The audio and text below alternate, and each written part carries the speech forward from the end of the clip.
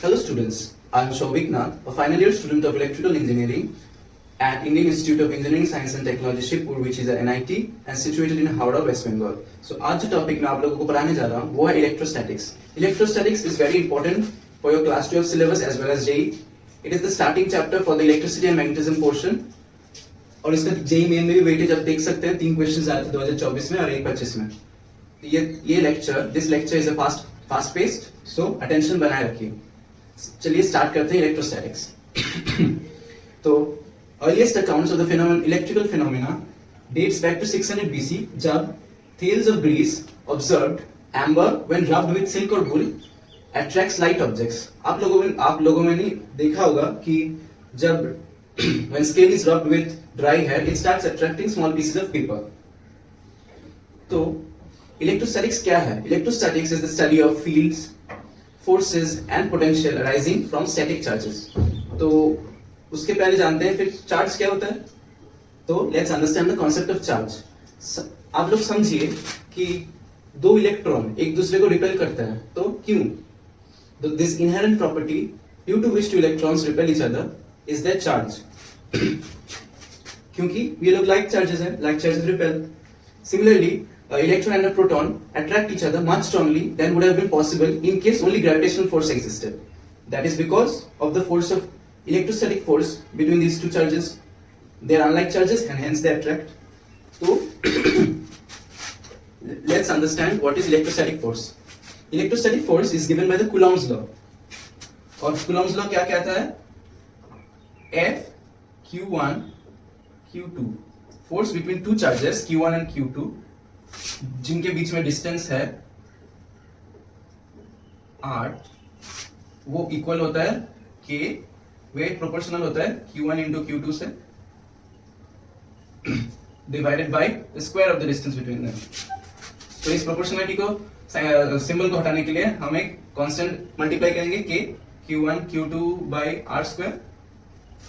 इस k का value SI units में है 9 into 10 to the power 9 newton पर metre square into coulomb square. ठीक है. हम इलेक्ट्रिक फोर्स के पढ़ने के बाद हम पढ़ेंगे जो कॉन्सेप्ट आज आप देख सकते हैं यहाँ पे. हम पढ़ेंगे इलेक्ट्रिक फील्ड का कॉन्सेप्ट, फिर इलेक्ट्रिक पोटेंशियल एंड लास्ट में इक्विपोटेंशियल सरफेसेस पढ़ने के बाद हम एक न्यूमेरिकल करेंगे इक्विपोटेंशियल सरफेस पे. तो लेट्स कंटिन्यू इलेक्ट्रिक फोर्स. तो F Q1, Q2 क्या था? K Q1 Q2 by r square. दोनों के बीच में डिस्टेंस r है और फोर्स है k Q1 Q2 by r square. अब ये k क्या है? k है कांस्टेंट ऑफ प्रोपोर्शनलिटी. अब k डिपेंड करता है मीडियम पे ऊपर. k is equal to 1/4 pi epsilon r into epsilon naught. तो ये है एप्सिलॉन है परमिटिविटी, ये है रिलेटिव परमिटिविटी, ये है एब्सोल्यूट परमिटिविटी. रिलेटिव परमिटिविटी को हम क्या कहते हैं? डाइलेक्ट्रिक स्ट्रेंथ भी कहते हैं of the medium, dielectric strength of the medium. In case of vacuum dielectric strength 1 होता है और दूसरे मटेरियल्स के लिए 1 से ज्यादा होता है. ये है E नॉट है absolute permittivity of free space, permittivity of free space. ठीक है. इसका वैल्यू है 8.85 into 10 to the power -12 newton inverse coulomb square metre inverse. ठीक है. ये हो गया Coulomb's law. Coulomb's law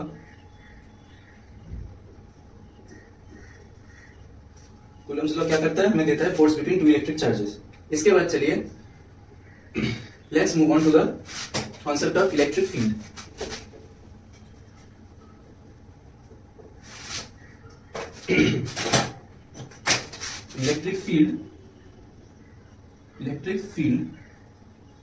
electric field एक एब्स्ट्रैक्ट कॉन्सेप्ट है जिसमें हम देखते हैं force experienced by a unit positive charge. ठीक है. इलेक्ट्रिक फील्ड क्या है? Force experience by unit positive charge. तो मान लेते हैं एक कैपिटल चार्ज कैपिटल Q है एक चार्ज, और एक चार्ज स्मॉल q है जिसका जिसका मैग्नीट्यूड है 1 कूलम, ठीक है। इन दोनों के बीच में है डिस्टेंस r। तो इलेक्ट्रिक फील्ड क्या है, तो इन दोनों के बीच में फोर्स क्या होगा, k q small q by r square. अब अगर q का वैल्यू यहाँ डाल दे तो ये क्या हो जाएगा, k capital Q 1 by r square, तो k q by r square हो जाएगा। तो ये है मैग्नीट्यूड ऑफ इलेक्ट्रिक फील्ड। तो हम इसको ऐसे भी डिफाइन कर सकते हैं, electric field is force experience by charge q divided by the charge q। Per unit charge कितना फोर्स एक्सपीरियंस करता है और ये इलेक्ट्रिक फील्ड किसके वजह से, कैपिटल Q की वजह से। So electric field due to capital charge q is the force experienced by unit positive charge, या फिर force experience by q divided by q, ठीक है। अब इलेक्ट्रिक फील्ड को कैसे हम डिपिक्ट करते हैं, एक एब्स्ट्रैक्ट कॉन्सेप्ट है डिफाइन करने के लिए कैसे ये स्पेस में है, इलेक्ट्रिक फील्ड का इन्फ्लुएंस है। तो ये देख सकते हैं कि फील्ड लाइंस जो है इनको कहते हैं इलेक्ट्रिक फील्ड लाइंस। ये थोड़ा पॉजिटिव चार्ज बाहर की तरफ है, डाइवर्ज कर रहा है, क्योंकि कोई भी पॉजिटिव चार्ज क्या होगा, रिपेल होगा पॉजिटिव चार्ज से। और अगर माइनस क्यू है तो ये क्या है, अंदर की तरफ है, क्योंकि कोई भी पॉजिटिव चार्ज माइनस क्यू की तरफ अट्रैक्ट होगा।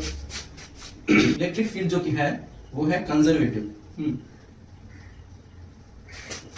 मतलब work done by electric field क्या है, depends only on initial and final points. Electric field एक कंजर्वेटिव फील्ड है, मतलब कोई भी हम काम करेंगे, वर्क होगा electric field, work done by the electric field will always depend on the initial and final points only and not on the path. तो ये कैसे हो रहा है हम देखते हैं करके। Work done by the electric field क्या होगा, अगर दो चार्ज है, मान लीजिए यहाँ पे कैपिटल Q है, यहाँ पे स्मॉल q है, उनके बीच में r1 डिस्टेंस था, हम r2 पे ले जाना चाह रहे हैं, ठीक है।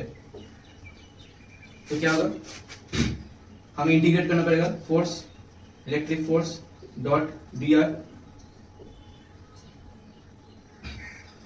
और कहां से कहां, r1 से r2, ठीक है, समझ रहे हैं ना आप, क्योंकि इलेक्ट्रिक फोर्स चेंज हो रहा है कॉन्स्टेंटली, तो हमें इंटीग्रेशन करना पड़ेगा r1 से r2 तक। तो वो हो जाएगा क्या था, k capital Q small q by r square into dr,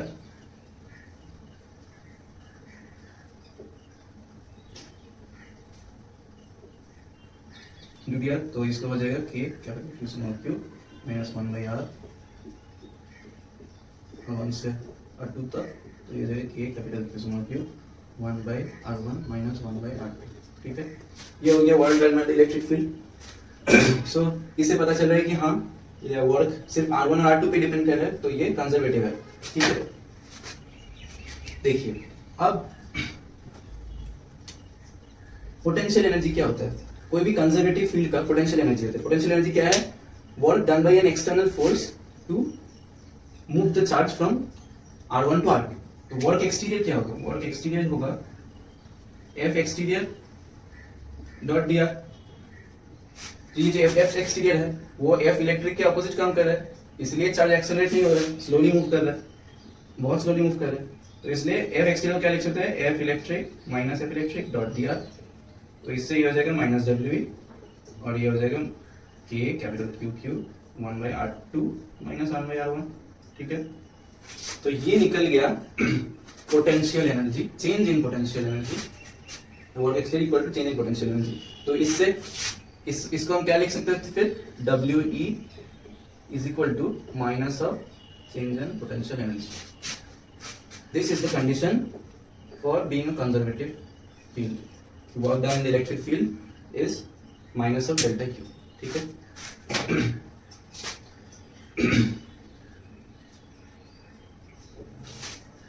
अब चलते हैं इलेक्ट्रिक पोटेंशियल समझते हैं, ठीक है। तो हमने देखा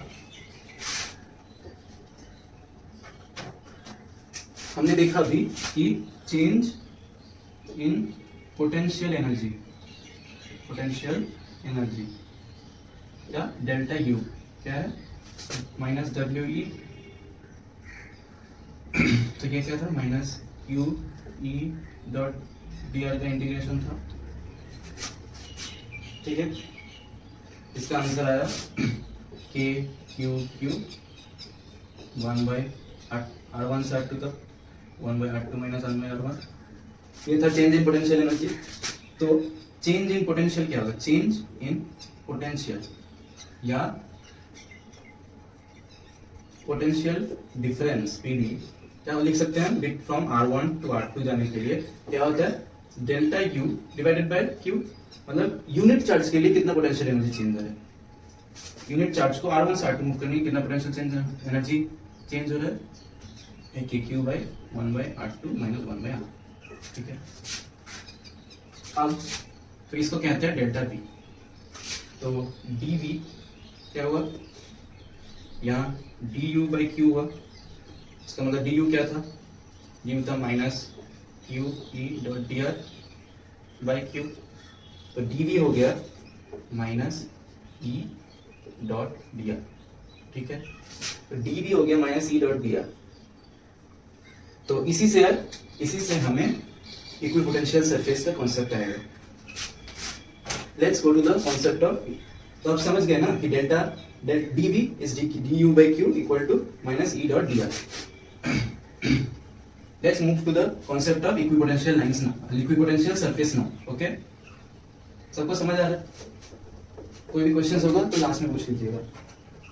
कॉन्सेप्ट समझ लीजिए और अच्छे से अटेंशन दीजिए। तो हमने देखा कि dv is equal to minus E dot D R, dot product है। तो v डेल्टा V मैक्स कब होगा? व्हेन इलेक्ट्रिक फील्ड के अलोंग फील्ड और डी आर पैरेलल होंगे। इलेक्ट्रिक फील्ड के अलोंग ही हम मूव कराएंगे। और डेल्टा V जीरो कब होगा? व्हेन इलेक्ट्रिक फील्ड परपेंडिकुलर होगा डी आर के। ठीक है ना? तो इसलिए देखो एक चार्ज है प्लस Q, इसका इलेक्ट्रिक फील्ड लेंस कैसा होता है? अभी बताया तो मैंने, ऐसा होता है। ठीक है, तो when you move from here to here, 2 points here to here, R1, अगर ये डिस्टेंस है R1 और ये डिस्टेंस है R2, R1 से R2 जाने के लिए यहाँ पे जो आपका डेल्टा V होगा वो क्या हो जाएगा? E डॉट डी आर का मैक्स, R1 टू R2। तो ये मैक्सिमम होगा। E और डी आर सेम है तो E डी आर हो जाएगा, E D R R1 to R2। यहाँ मैक्सिमम, तो मैक्सिमम वोल्टेज ड्रॉप होता है अलोंग रेडियली। और एट अ डिस्टेंस r, ये जो यहाँ पे जो सर्किल बनता है, यहाँ पे कोई दो पॉइंट ले लीजिए। ये क्या है? सर्किल का circumference is always perpendicular to the radius. So when you move from here to here, ये अगर R1 हुआ और ये R2, अगर हम ऐसे मूव करें तो वर्क डन क्या है? वर्क डन इस केस में क्या है? जीरो, क्योंकि इलेक्ट्रिक फील्ड परपेंडिकुलर पे है। कंपोनेंट जीरो इलेक्ट्रिक फील्ड का along this path, therefore delta V भी जीरो है। सो ये पॉइंट्स, हर एक पॉइंट इस सर्कमफेरेंस पे are the same potential, thus it is called equipotential surface। ठीक है, समझ गए? चलो इसके ऊपर एक क्वेश्चन करते हैं। तो ये क्वेश्चन देखिए इलेक्ट्रोस्टैटिक्स पे आया था JEE 2021 पे। तो 2 पॉइंट चार्जेस है, एक माइनस क्यू और एक plus Q by root 3। Minus Q कहाँ पे है? 0,0 पे माइनस क्यू, और प्लस क्यू बाई रूट 3 कहाँ पे है? 2,0 पे।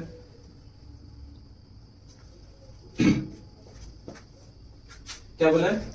Results in equipotential circle of radius r। हम कह लेते हैं ये सर्कल ऐसा है,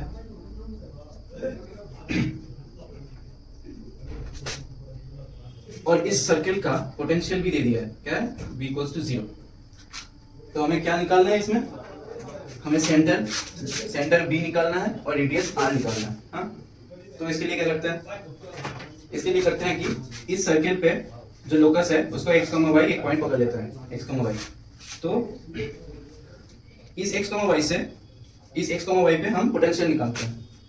और क्योंकि ये v इक्वल्स टू 0 होगा तो हम इक्वेट कर देंगे। तो v x y पे क्या होगा? 0। तो ये v होगा किस लिए? 2 पॉइंट की वजह से, v of minus Q plus v of plus Q by root 3 equal to 0। अब माइनस क्यू से इसका डिस्टेंस है R1 पकड़ लेते हैं, और क्यू बाई रूट 3 से इसका डिस्टेंस क्या पकड़ लेते हैं? R2 पकड़ लेते हैं। तो यहाँ पर पुट करो फॉर्मूला। माइनस क्यू पे के लिए क्या होगा? Minus capital Q by R1 plus capital K Q by root 3 into R2। तो इससे आ जाता है R1 equal to root 3 R2। ठीक है, अब R1 को क्या लिख सकते हैं, दोनों तरफ होल स्क्वायर कर देते हैं, R1 square equals to 3R2 square.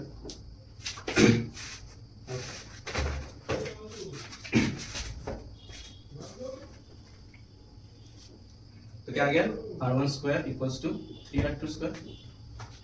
अब R1 स्क्वायर को क्या लिख सकते हैं, x minus 0 plus Y minus 0 का स्क्वायर, x स्क्वायर का स्क्वायर। इसको क्या लिख सकते हैं, x माइनस 2 का whole square plus Y minus 0 का स्क्वायर। तो इसको सॉल्व करने से क्या मिलेगा, 0 equal to 2x square plus 2y square minus 12x plus 12। इसको फर्दर सॉल्व करें, x square plus Y square minus 6x plus 6। अब इसका आप दो तरीके से कर सकते हैं। एक तो आप इसको होल स्क्वायर बना लें, x square minus 6x plus 9 plus Y square minus 3 को इस साइड ला लें, 3 इक्वल टू x माइनस 3 का whole square plus Y square. तो ये 3 का square equal to x minus 3 का होल स्क्वायर प्लस, तो हमारा सेंटर हो जाता है b इक्वल टू 3, तो 3,0 सेंटर, और रेडियस आ जाता है r इक्वल टू देखिए √3।